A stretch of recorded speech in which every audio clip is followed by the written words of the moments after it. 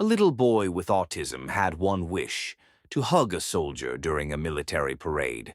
What happened next stopped the entire event and moved everyone to tears.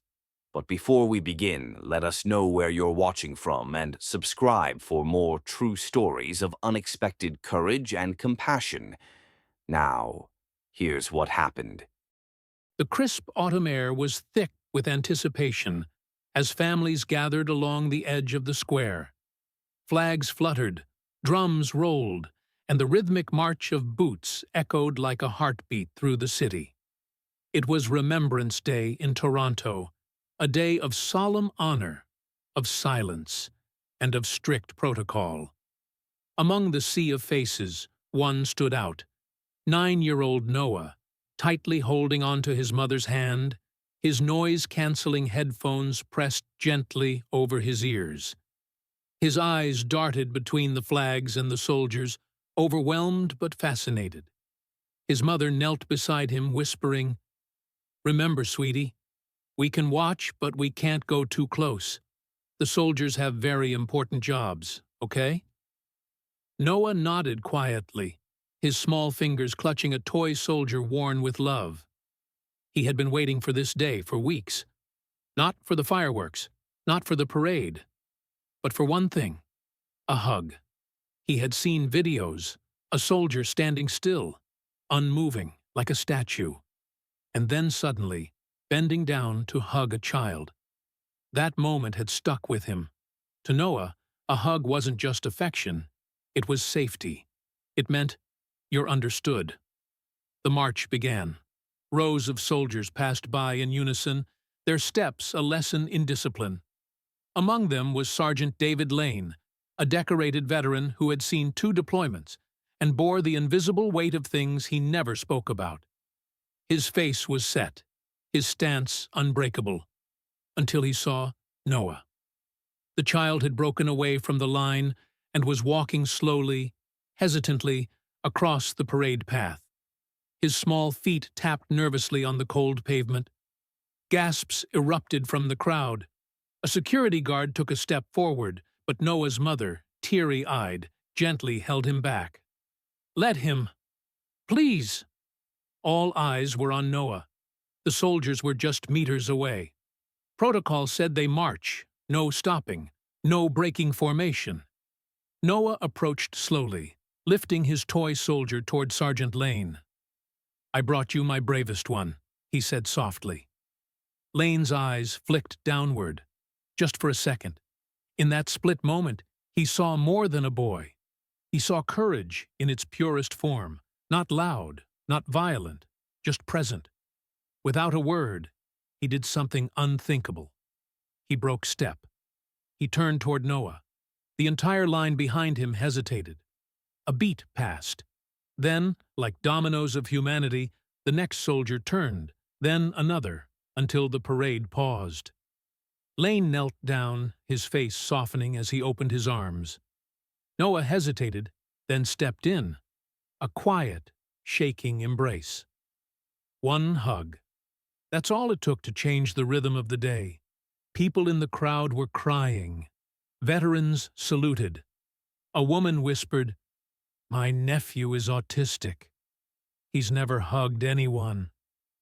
The camera phones had stopped recording, not because people didn't want the memory, but because it felt too sacred to capture. Lane whispered something into Noah's ear. "You're braver than most men I've served with." He gently pinned a small medal, not official, just symbolic, onto Noah's jacket. It read, "Honor through understanding."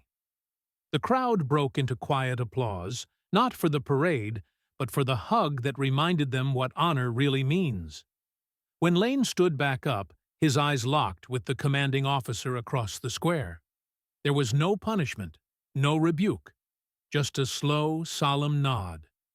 Because even in the most rigid of systems, there are moments when humanity must rise above protocol. For a long moment, the square was still. No drums, no boots. Just the quiet of hundreds of hearts moved as one. Even the cold autumn wind seemed to still itself, wrapping the square in a soft silence, the kind that speaks louder than any applause ever could. Sergeant Lane stood upright once more, but he was no longer just a soldier. Something had shifted. His hands, trained for combat, had just held the purest form of bravery. His eyes scanned the silent crowd, faces tear-streaked, expressions softened. Even the youngest children, usually impatient in such ceremonies, stood in wide-eyed awe. Behind him, the other soldiers remained at ease, still statues, but now with a soul deeper than duty. One of them, Private Hughes, whispered under his breath, "That's the bravest salute I've ever seen," before quietly straightening his back again. Noah, now clutching the medal close to his chest, looked up at his mother. "Mommy, did I do it right?" His mother, holding back the sob rising in her throat, nodded. "You did more than right, baby. You were perfect." As Lane returned to formation, a memory surfaced, vivid, alive. Another boy, much like Noah, but this time in a dusty Afghan village. A child who had waved at their convoy every morning. A child who didn't make it to the next one. Lane had buried that memory deep, under medals and training, beneath silence and salutes. But now Noah had unearthed it, not with words, but with warmth. Maybe that hug was for both of them, Lane thought, blinking hard to steady his gaze. Maybe it was for the ones we couldn't protect, and the ones we still can. In the crowd, an elderly veteran turned to his wife and whispered, "That soldier just honored all of us, in a way no speech ever could." A teenage girl wiped her eyes and whispered to her younger brother, "That boy's the real hero today." A man in a suit, briefcase forgotten at his feet, found himself clapping slowly, reverently, as if afraid to break the sacredness of the moment. Near the back, a woman started a slow clap. Then another joined. Then another. Until the square rang with quiet, respectful applause. Not celebratory, but grateful. After the ceremony, as the crowd slowly dispersed, Sergeant Lane was called to the side. The commanding officer approached him. No stern expression, no reprimand. "That wasn't standard procedure, Sergeant," the commander said, his voice unreadable. "No, sir," Lane replied, standing straight. A pause. Then the commander exhaled. "But it was, necessary." He reached into his coat and handed Lane something small, a slip of paper. "From the boy's mother," he said. "She asked me to give it to you." Lane unfolded the note carefully. It read, "Dear Sergeant Lane, today you didn't just honor a nation. You honored a child who sees the world in his own beautiful way. You gave him something no medicine, no therapy, no words ever could. Thank you for making him feel seen." Lane folded the note slowly, placing it in the same pocket where he used to carry field letters from home. This one, he knew, he'd never throw away. The next morning, the image of the hug had already gone viral. But Lane didn't check the headlines. Instead, he returned to the square, in plain clothes this time, to walk through the empty space where it all happened. He stood where Noah had stood, then sat on the bench nearby and just listened. A father passed by with his young son.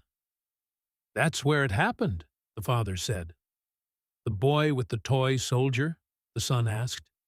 "Yeah, and the soldier who finally remembered why we stand still, not for control, but for courage." 2 weeks later, Lane received a small package.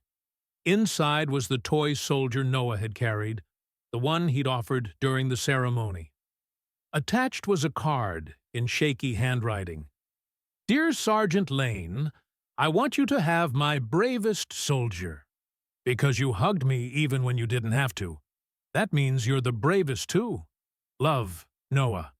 Sometimes honor isn't in the medals. Sometimes Discipline isn't in silence.